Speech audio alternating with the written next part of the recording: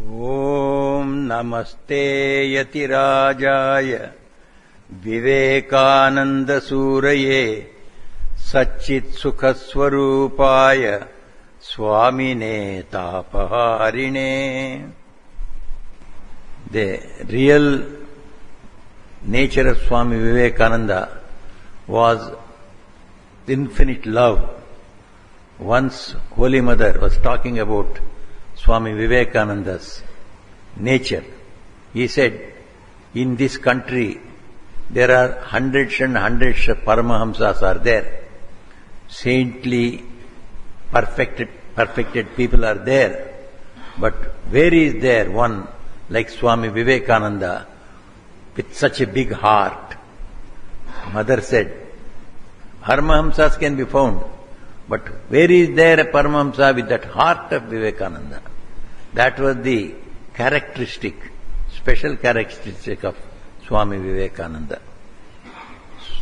Swami Vivekananda was perfect in every way. And when we today think about Vivekananda, we think of him as the savior of our religion, savior of our Sanatana Dharma. And through saving Sanatana Dharma, the Vedanta Dharma, he has saved the world itself. The world was itself about to get destroyed. If Swamiji had not come at that time and then gave the message of Vedanta to the world, today perhaps the world would not have existed. 2 wars have gone in between, and the third war was hanging in the air right up to 1978-80, when Russia fell and United States became only unilateral power. Even now, the fear of a Holocaust, a world war is not far. If things do not improve, if the West does not reorient itself spiritually. Swami Vivekananda saw this one then itself. Swamiji said, West is being burnt by the fire of materialism. West is sitting on a volcano. The only thing that can save West is the spirituality of India. It is the duty of India to give spirituality to the West and save it. So this was the observation of Swami Vivekananda at that time. He was a perfect man. Man himself is supposed to be a very, very highly perfected being in the evolution of Charles Darwin. Darwin's evolutionary theory puts man at the highest. He is the most evolved person. And our spiritual people also, like Tulsidas, they say man is a perfect being. He gets this man's form. We get this birth of man after going through Akar Charila Chaurasi Jati Jiva Jala Thala Nabhavasi Siya Ramamaya Jagasabhujani Jori Pranama Dori Yugapani. Tulsidas says, the human birth you will get after going through 4,85,000 births into other beings. Then only you become perfect and take a human form. And in this human form, we become perfect when we are able to salute God, Sita and Rama in every man and woman. This is the perfection of man. So Tulsidas also puts man as a perfect being. Where does this perfection lie? That is where we want models like Swami Vivekananda. This Swami Vivekananda manifested this perfection, and we have a model in him how a perfect man should be. Swamiji always used to say, there is perfection in everyone and it is to be manifested. What we call as development of faculties. We say developing faculty. Swamiji would never use that word develop, as if you are putting something and then making a building like that. It is not the developing. It is manifestation that is already inside. But that force is to be brought out. It is the hiding inside. remove the encrustation or the covering over it, and then that power comes out. This is called manifestation. And a benevolent manifestation of all the faculties of man that are lying inside, this is what we call as perfection. When a man manifests his physical power, his intellectual power, his love and compassion, that is his emotional power, and his adamantine willpower, then his moral power as selflessness and sacrifice, and the spiritual power of seeing God in everything and becoming a bondage breaker, as Swami Vivekananda was. This is real perfection. Perfection is to manifest that divinity that is already there inside, and that should be manifested in a benevolent way. Otherwise, physical perfection is there in all the wrestlers and boxers, so that they are not the perfected beings. So, if it is a benevolent manifestation of physical power, that is what we see in Swami Vivekananda. He was physically powerful, but he never used his physical power for anything other than helping others. Everybody, whoever saw Swami Vivekananda, either in the East or in the West, they always compared him to an athlete. He had an athletic body, he had a high philosophical brain and an athletic body. That's what the Western authors write. And the Parliament of Religion, when he spoke, people reported as he looked like a bronze Greek figure. So that was the physical perfection he had. Greek figures are not only beautiful, they are powerful. If you see the athletic figure of a Greek sculpture, it gives you the beauty as well as the power. So Swamiji had that power. And his power is known to people of Madras. When he came here, he was staying in Castle Karnan. One day morning, perhaps he went out early. He found one wrestler was practicing for some wrestling competition. When Swamiji saw him, he went and proposed to him, I also can wrestle. Shall we have a bout? That man was simply surprised. A Swami coming and offering to have a wrestling bout. Anyway, he said yes. After all, Swami, what power will we have? I can pin him down. But it turned out to be otherwise.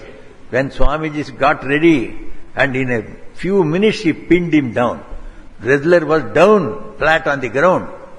This is the wrestlership in Swamiji. Why did he do it in Madras? Later on in Madras, he spoke to the youth of Madras after his return from West. At that time he told, you must have muscles of iron and nerves of steel. It is the Madras children, he told. Madras had lot of intellect in you, but mere intellect you cannot work. You must have a iron-like body, steel-like nerves, and an adamantine will. A will that will not be subdued by any obstacles. This is what we want, Swamiji said. He wanted to teach others.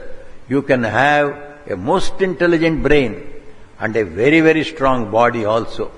Up to Swami Vivekananda, all the people, not only in our country, in the West also people thought, you cannot have strong brawn and strong brain. Brain is the intellectual power. Brawn is physical strength. A man, if he is strong, just like a wrestler, he will have less brain. If he is a philosopher having lot of intelligence, he will be a weakling. He will not be like a wrestler. Swamiji disproved both. He said, you can have a strong brawn, you can have a strong brain also. This is what Swamiji later on said. You must have an all-round development. So that physical, benevolent development of physical power we see in Swamiji. He used it only for good. Swamiji was very strong. Once he was traveling back to India from England. On the ship, on the deck he was talking with some Western foreign clergy. This clergyman started criticizing India for no reason. Immediately Swamiji got up, caught hold of his neck, and then said, one more word against India, I will throw you into the sea. We are on the deck and you will be in the sea. immediately stopped, and nevermore he uttered a word. They must have travelled afterwards another 15 days to reach India. He dared not utter one word. To save the honor of his country, he used his physical power. So similarly, he used all his physical power for practicing the highest austerity. How much of fast, how much of pilgrimage he has done, with what great difficulty. So to save this country, to know about this country and find out solution, this was how his whole physical power was used in a benevolent way. A perfect man has that. His every power is only benevolent to the world. Similarly, Swamiji had a tremendous intellect. Again he used all his intelligence only for with great benevolence to do good to others. He mastered all secular knowledge. He knew science, he knew art, he knew architecture, he knew engineering, he knew technology, he knew everything. But he never wanted to show himself off. Whenever a professorship was offered in Oxford University in America, Cambridge, they offered him a chair of Sanskrit. He refused. In another place they offered a chair of philosophy, Oriental philosophy. He refused. It was not for name and fame. He used all his secular knowledge to impress people. All the secular knowledge is nothing before the spiritual knowledge. Otherwise, the spiritual knowledge and secular knowledge, they are part of one knowledge group.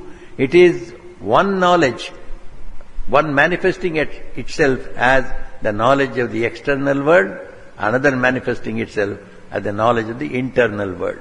The knowledge of the internal world is the spiritual knowledge, the knowledge of the external world is scientific knowledge. So Swamiji was master of both science and spirituality. So though he knew everything secularly, he never showed himself off. So whenever there was necessary, he would utter such statements, people will be dazed. So he went to Goa. There he went into the library and took out books in Latin and started reading the Bible, the old Bibles written in Latin language. And then he could know so many things about the Bible and by the information in the Bible, even the church fathers did not know. He would quote, I have seen in your Latin Bible this fact is there. You do not know. So he was capable of guiding the people of the world, whoever they are, through his tremendous knowledge. He knew Bible, he knew Tripitaka, he knew Quran, he knew Vedas. He knew all this only to help the world and show them the right way. We read, but we do not understand. Swamiji came and gave us the understanding first. This is the essence of all the scriptures. Now you read the scriptures, you will understand. And that is how he hoisted the flag of Vedanta, the religion of the future intellectuals, he said. Vedanta is the Upanishadic Sanatana Dharma. Swamiji went and preached this, the message of the Upanishads in the West. And he said, this Vedanta will be the religion of the intellectuals of the future. No intelligent man is going to accept dogmas and doctrines. No intelligent man will accept simple beliefs. Every intelligent man wants to know the truth of religion. How will you know the truth of religion? It can be realized only through Jnana Yoga, or Bhakti Yoga, or Karma Yoga, or Raja Yoga. Through yoga alone, by the concentration of the mind alone, by purification of the mind alone, you can know the truth yourself. And Swamiji said, this will be the future religion, the religion of Vedanta. The Upanishads speak about all these 4 yogas as path leading to the realization of the highest truth, that man has got God in himself. Man and God are not two separate things. Man is the manifestation of God himself. Every creature, so to say, in this universe He is the manifestation of God Himself. So that is what Swamiji preached in the West, the religion of the Sanatana Dharma. And he was morally perfect. Swamiji always used to say, the perfect moral man, he will be perfectly truthful, perfectly pure, perfectly brave and fearless. This is the moral power. Truthfulness. Swamiji's truthfulness was so terrific. He went to the Raja of Mysore. He stayed with the Maharaja of Mysore. And one day, Maharaja was speaking to him in a very light vein. So, Swamiji, the Maharaja said, "How do you find my divan?" Then Swamiji said, "Divans are divan. Divan is the Prime Minister, so Chief Minister." So, when the king asked, "How do you find my divan?" Then Swamiji said, "Divans are divans everywhere. They rob the king and pay the British president." Swamiji is telling to king himself, and the divan is appointed by the king. King will select the best man and then he will take him as the chief minister. So, Arkat Ramsa Mudaliar was the divan of Madras. Lakshman Samudaliyar, Ramsa Mudaliar, you have heard. Arkat Ramsa Mudaliar was divan when I was a college student there. So earlier also, Diwan Purnaya was there. So, Diwan Purnaya's bungalows are here in Mailapur itself. So, these people have all gone there. So, they were all appointed by the king. Swamiji did not care. He asked for a truth. I have told the truth. Then king said, "Swami, you have told this truth to me, that the divans are like this. Please don't tell this to anyone. If this reaches the ear of the divans, they can get you killed also. They can get you poisoned. They can do anything. If they hear about this one, please be careful." Swamiji became straight. He said, "What? Just because somebody is there and he is going to take vengeance against me, I will not speak the truth. If your son comes and asks me about you tomorrow, I am going to tell the truth about you. I will not hesitate." This was Swamiji's truthfulness. Then his purity. Swamiji was pure beyond compare. We talk about Holy Mother. Pavitrata Swarupinyai Tasye Devye Namo Nama. She is personified purity. That was Sri Ramakrishna.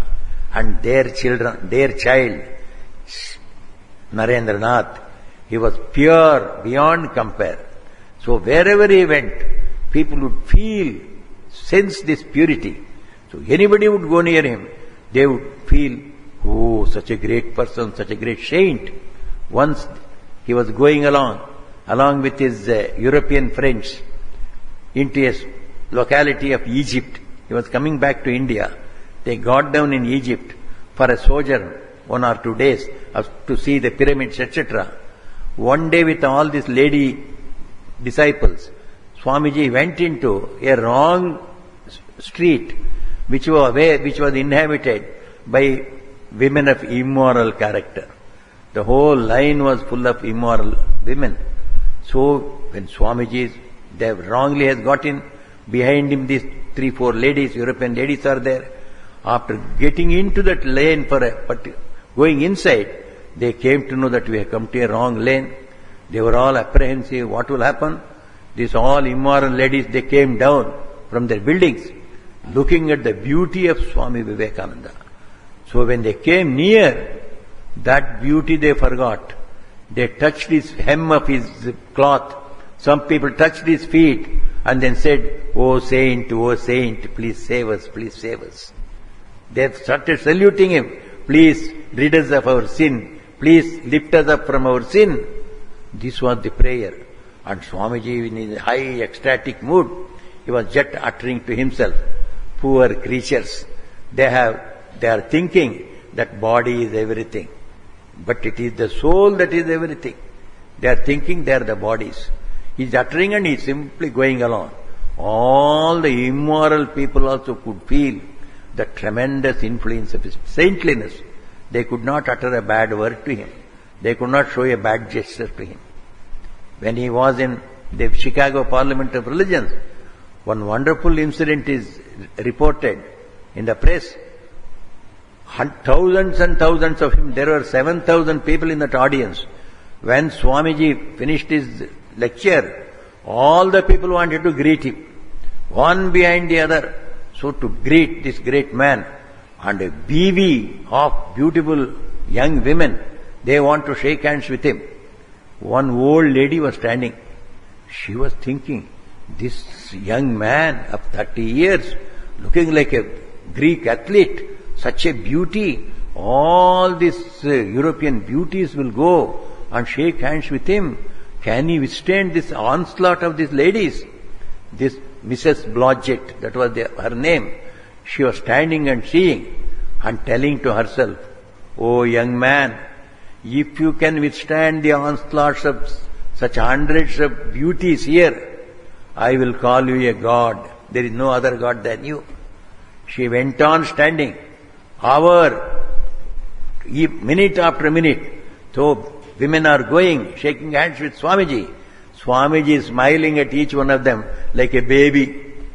At the end of all these people shaking hands with him, Swamiji is smiling like a baby. The babies are very happy. If 10 people are there, he will smile at all the 10 people. Who is good, who is bad, does not matter at all. Everybody is enough for old, young, men, women, anybody comes. Baby is a baby, lovable to everybody, and he loves also everybody. That was Swamiji. So Mrs. Blodgett, he looked at this man.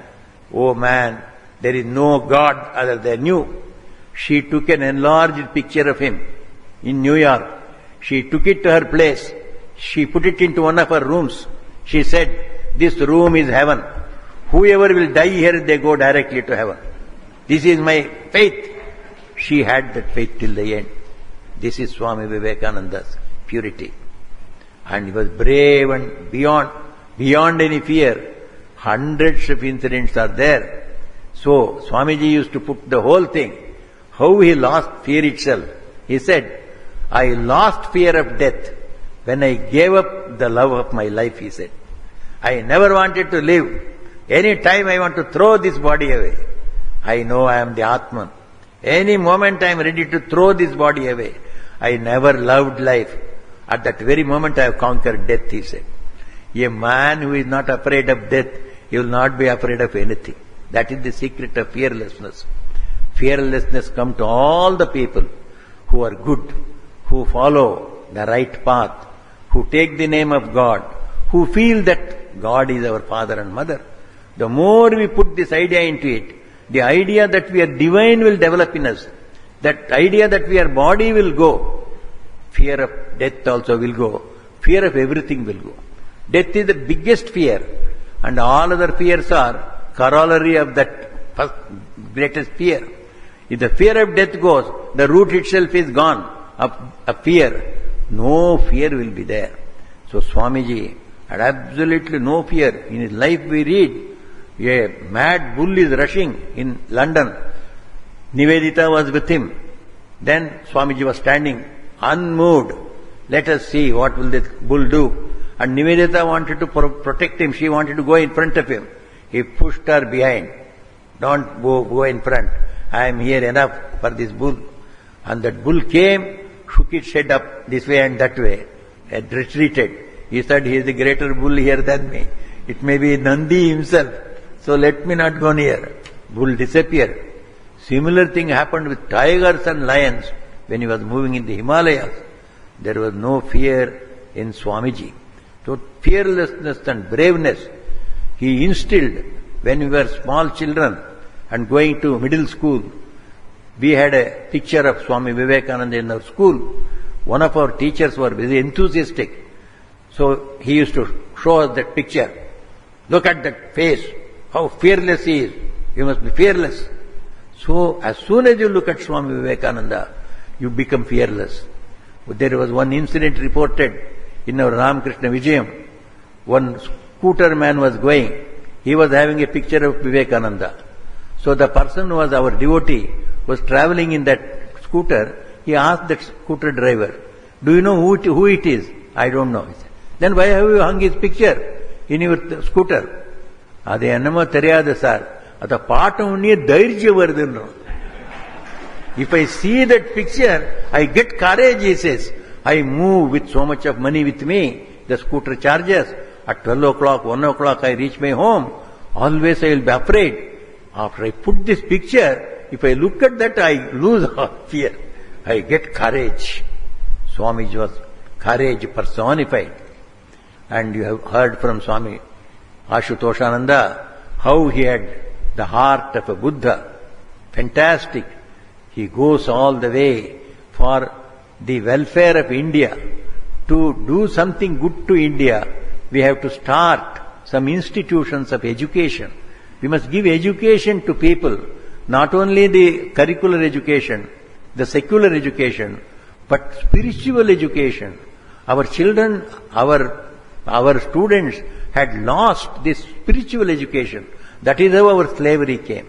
We quarreled with one another. We thought each one as belonging to one caste or one community or one small region of our country. This is how we got divided, and the foreign forces came. They used this fissure, this divisions between us against one another, and they captured our country. Because we had lost that spirituality in us.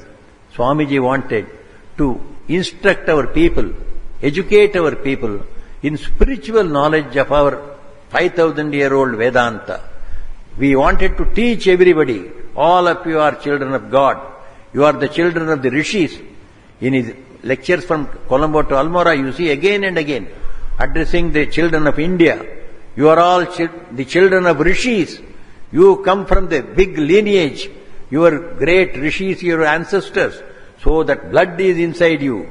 There is renunciation inside you. There is service inside you.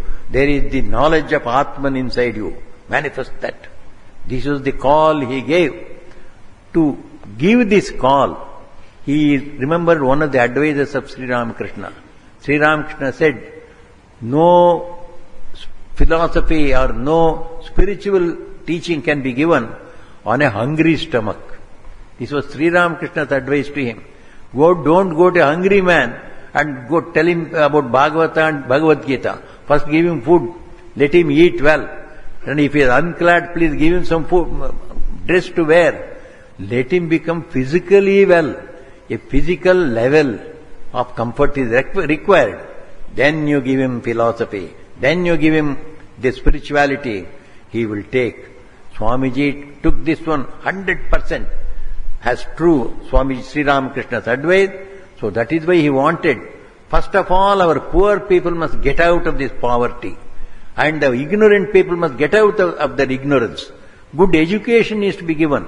Occupational training is to be given. So that they stand on their own feet. They earn their own living. And then, when the poverty is gone, when the secular education, they get some idea about the world in which we live, the laws about the world, something about hygiene, something about medicine, something about their health, their physical wellness. When they come to know, they are ready for spiritual education. Then you can give Vedanta. Then you can tell them, you are all Atman. Immediately they will understand. They will practice whatever the method you give. Maybe Karma Yoga, maybe Jnana Yoga, maybe Raj Yoga, or maybe Bhakti Yoga. Any yoga you teach, they will be able to do that. So Swamiji, to start an institution like that, that institution is for Ramakrishna Mission. Later on he came and started. To start this one, you must have a land, you must have a building, you must have a few people there, honorary workers and monks, and they have to be fed and clothed. Money is required. In India, no money was available.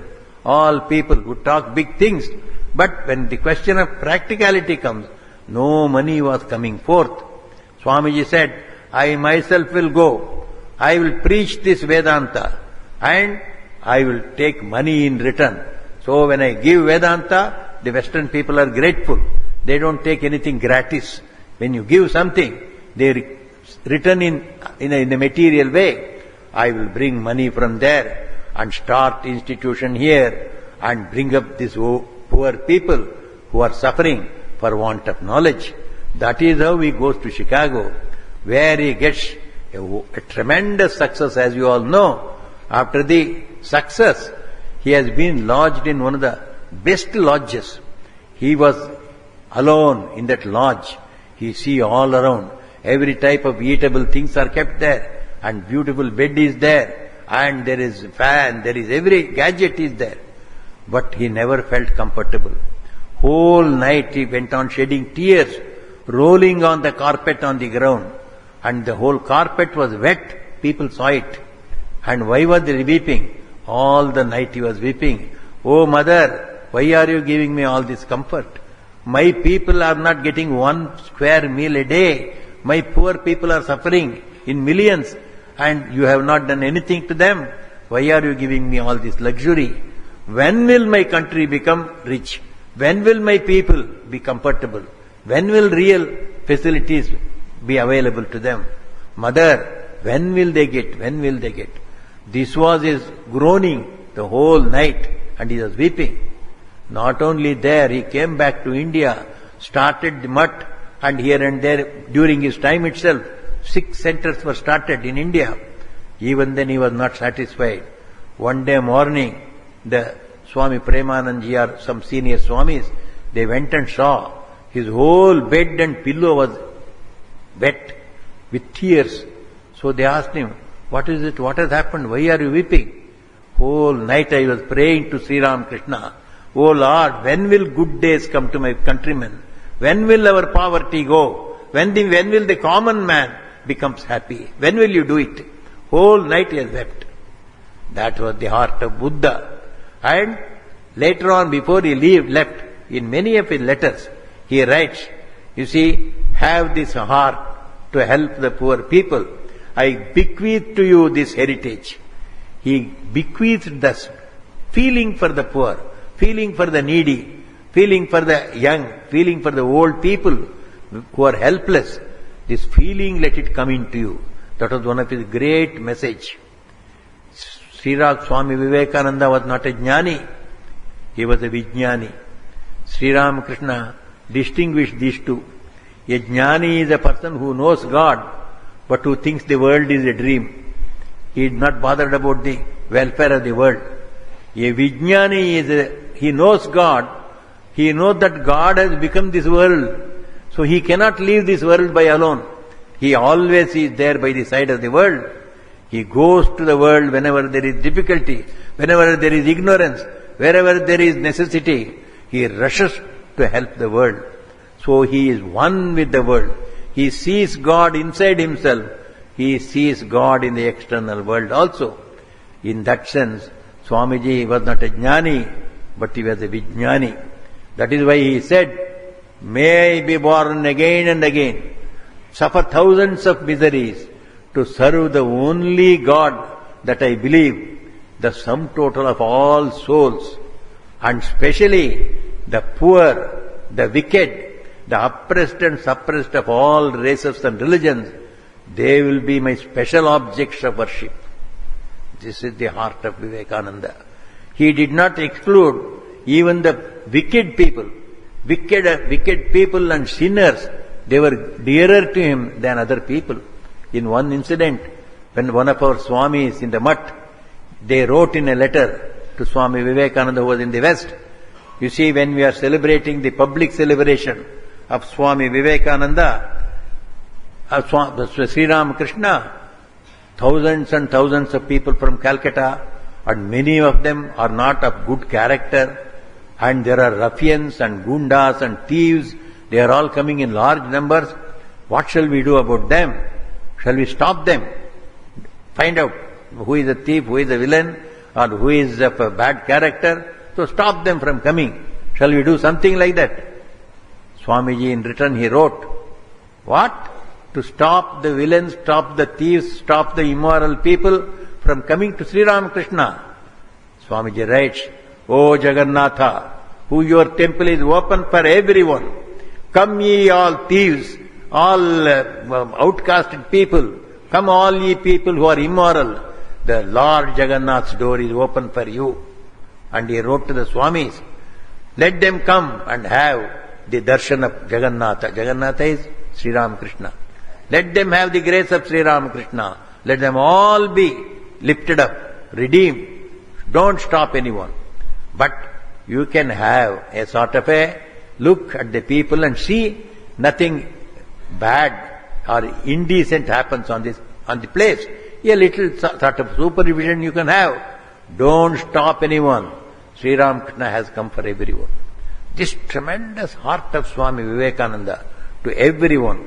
This is his message. So he gave 2 international missions to India.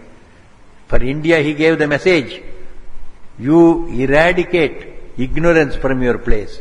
You eradicate poverty from your place. This is one part of his international mission. Second, when once the people of India are well off economically and well off educationally, then automatically they will go for spiritual education.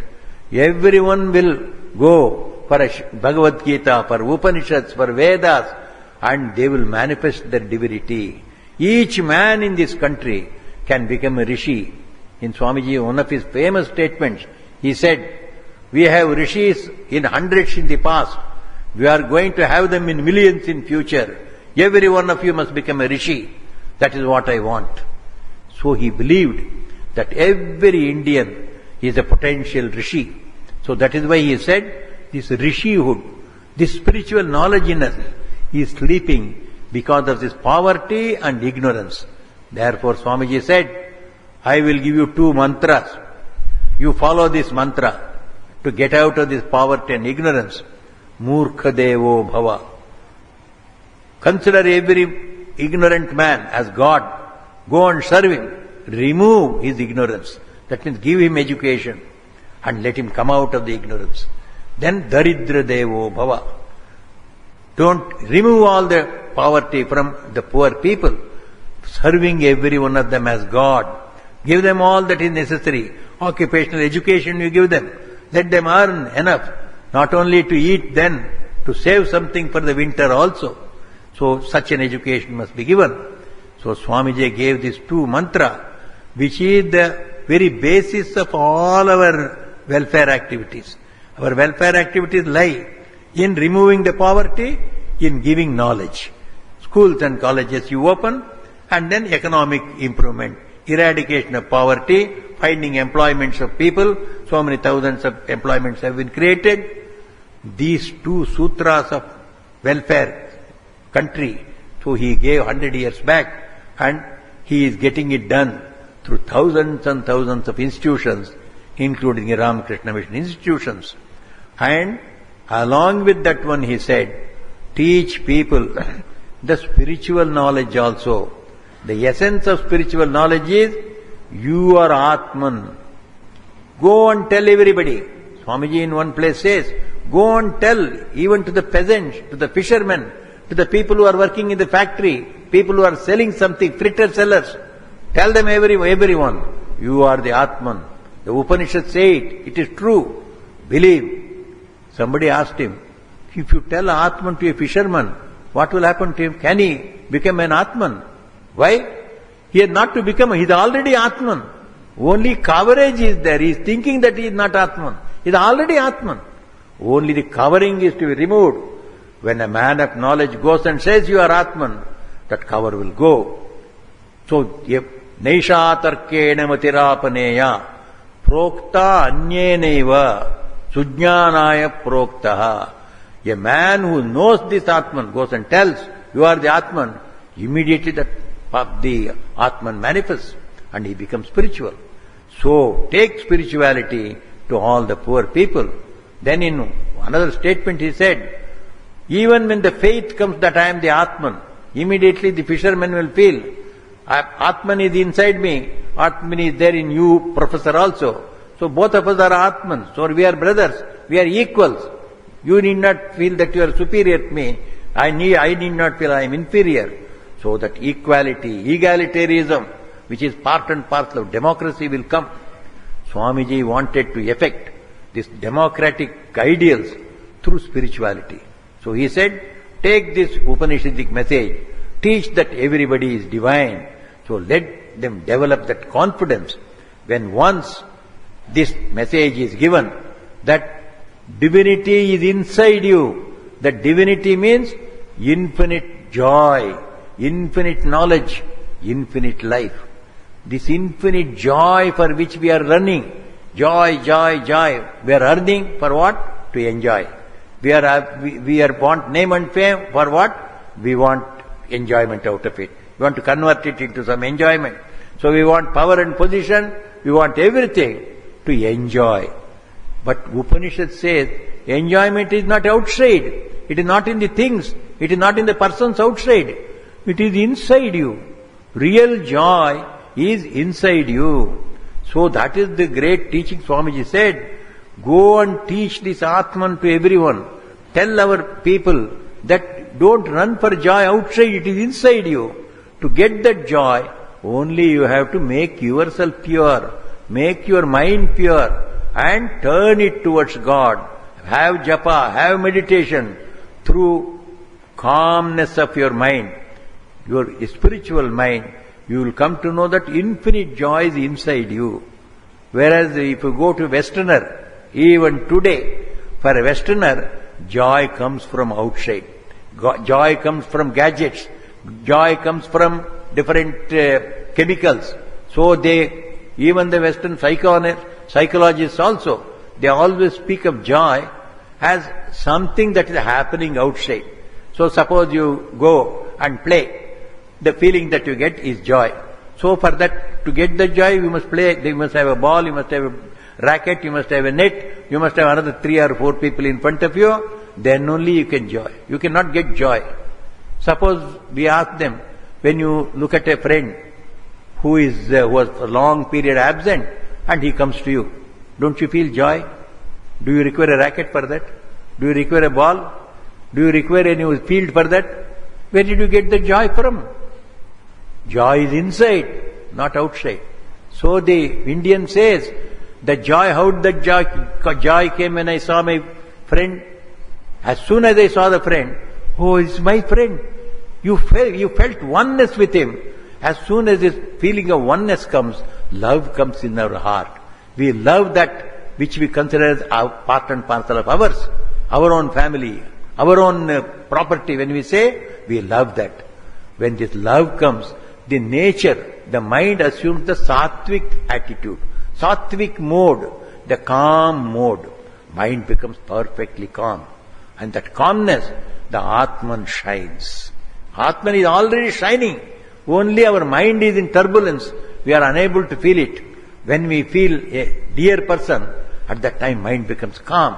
We forget all other difficulties. Oh, friend has come, friend has come. Only one thought. And the joy wells up from inside. Mind becomes calm and the Atman shines. This is joy. Therefore, real joy is not in running behind things outside, but making the mind calm through concentration, through meditation, through control of senses to a great extent. So this is the message of Swami Vivekananda, which he wanted us to carry to our own people and to the Western people also. What is happening in West now is the expectation of lasting joy through external things. The media and the newspapers and all the big leaders who are their agents, they are dinning into the ears of everyone, our educated people, especially young people, that everything is there outside. The more material you have, more things have, so you are more happy. And we have been just driven to believe in this one. Like Goebbels. Goebbels was one of the ministers under Hitler. That fellow believed, if you go on telling a lie 100 times, people will believe it. 100 times you go on telling a lie, people think it is a truth. So a lie can be made a truth by uttering it 100 times. This was Goebbels' philosophy. This is what exactly our press is doing, our media is doing. There is no joy outside, it is joy inside. This is what the Upanishads have said. This is what Vivekananda has said. This message we have to take to people. Then if we take to people, what will happen? What will happen is people will think, oh, real joy is not outside, it is inside. how to get this real joy. So we give up running outside. So Swami Vivekananda said, we should conquer the world, he said. How do we conquer? We must take this message to the people who have been unnecessarily wrongly guided. They are told the highest joy, every joy is going to come to you from gadgets, from material thing, from possessing bank balances or possessing big properties, and people are running behind dollar, running behind sex. It is all outside. In the end, the people who run behind these things, they don't get anything. After running behind this dollar and sex, they come back to the psychological counselor. Then he says, sir, we have followed whatever you have said, but we have not got anywhere. We are more restless now.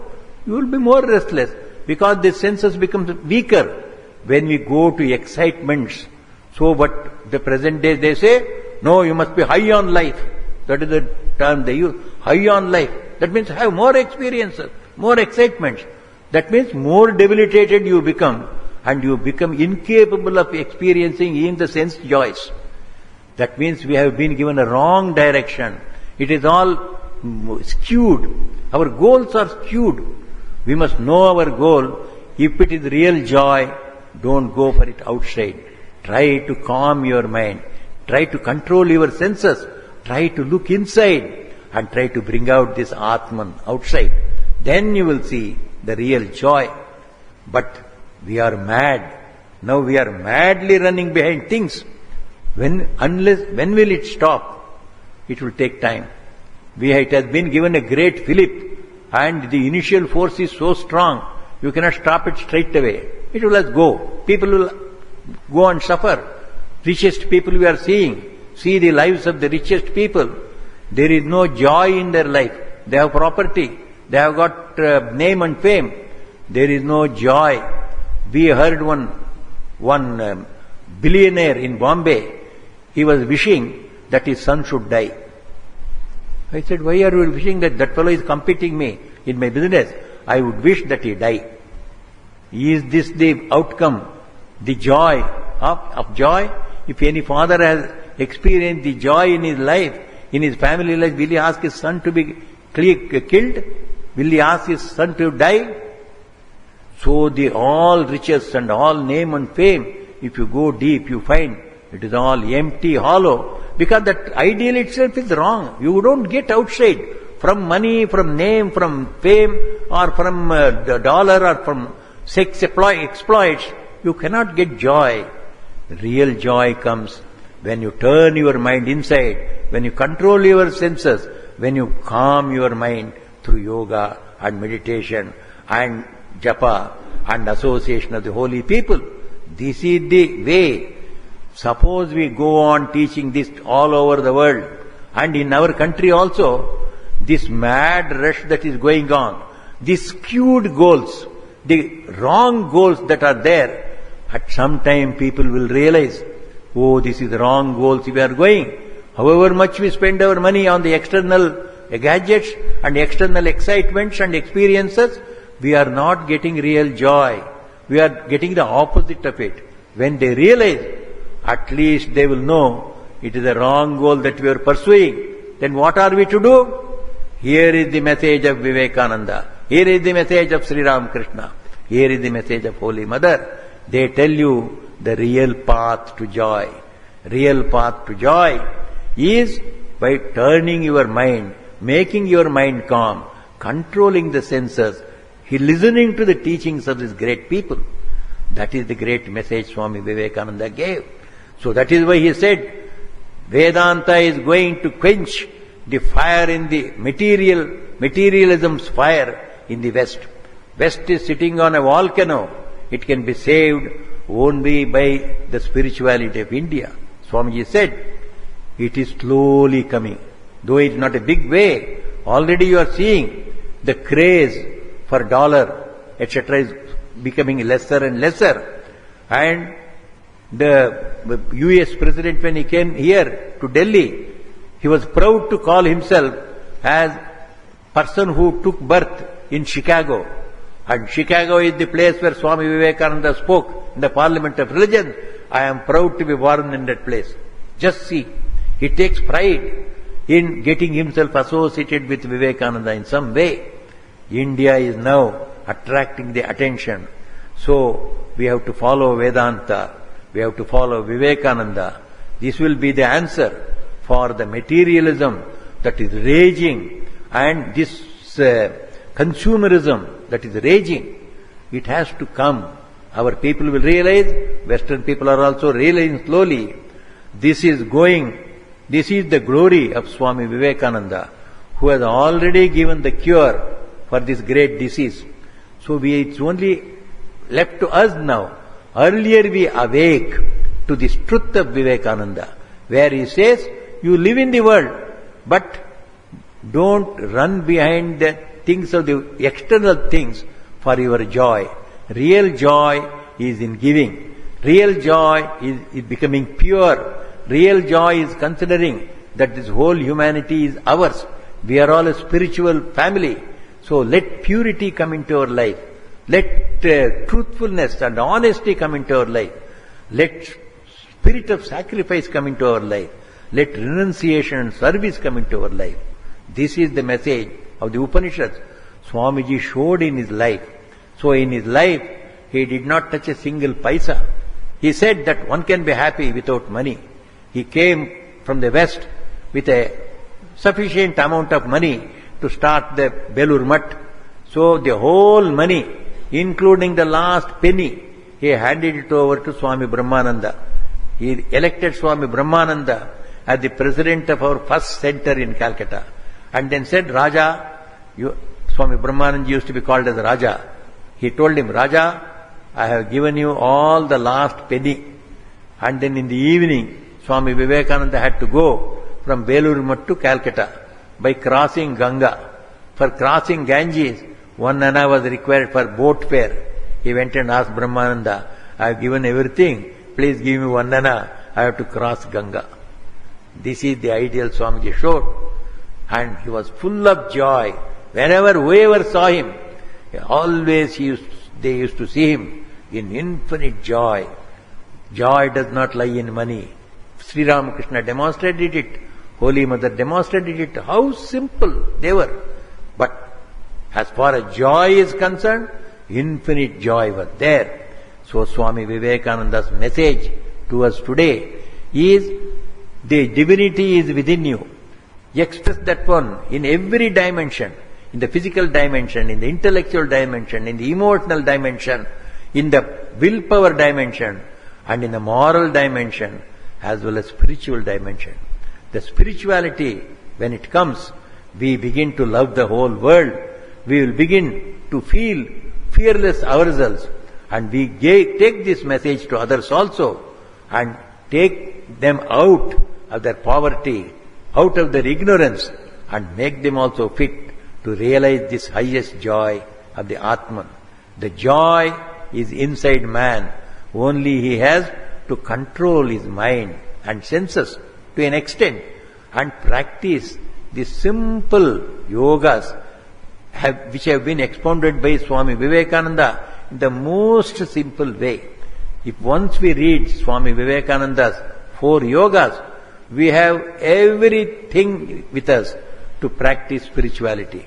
If we read the Gospel of Sri Ramakrishna, we have everything about philosophy of any religion, not only of inside, outside the world also. We will never feel jealous of any philosopher. Such simple books have been given by this God's incarnation as Sri Ramakrishna, Mother, Swamiji. Let us follow their footsteps and find the real joy in our life for which we are working so hard. Today is that glorious day when Swami Vivekananda was born into this world to take this message of joy of Sri Ramakrishna. Swami Vivekananda always, and many people have always said, Sri Ramakrishna came to this world to give joy to this joyless world. So Sri Ramakrishna's life's message is, he lived without any physical things with him. Absolutely simple. Holy Mother, absolutely simple. See the Holy Mother. She has got If she wanted, she could have decorated from head to foot with kilograms of gold and diamond and rubies. You see, only a single bangle is there, which she wanted to throw away. Sri Ramakrishna said, no, at least keep. Otherwise the whole universe will go without any ornament. So you are the goddess. So have this. That was the simplicity. And Swami Vivekananda, their message of simplicity is the message of spirituality, and they have shown what real spiritual path is and where spiritual path will lead. It will lead us to what we are all seeking, that infinite joy, infinite power, infinite life. So today we remember Swami Vivekananda as the ideal person who saved India, who saved the world by giving us the message of Upanishads, message of Vedanta. May we follow in his footsteps. May we realize to whatever extent we can. There is no hurry about it also. Wherever, in whatever state we are, as Ashutoshananda has already said, Vivekananda asks you to be where you are, but do your work in a particular way by which you feel you are manifesting the divinity already in you. It is already there. There is no lower or higher person in spirituality. Only it's a question of the encrustation, the cover on the Atman that is there. Hey, whom we call as ignorant, he has got 4 covers over the Atman. You have to remove that 4 covers by operation. That operation is the operation of renunciation. Give up the selfish desire. So one operation. Second, give up another operation. So more and more operations means more desires are to be given. More such operations done, then the Atman will shine. It is there. All of us are children of God, children of immortal bliss. Amritasya putraha, Swamiji called. Let us all realize this one. And Swamiji is alive. Swamiji said, I will not die. I am here. I am going to work with every one of you till the end of time, until each one of you will feel that you are one with God. So that blessing of Swamiji is upon us, blessings of Thakur and Mother are upon us on this holy day. I pray to Sri Ramakrishna, Holy Mother, and Swami Vivekananda to bless us all, to orient our life in the right way they have shown, and realize real joy, real peace and real blessedness. Thank you very much. Om Shanti, Shanti, Shanti.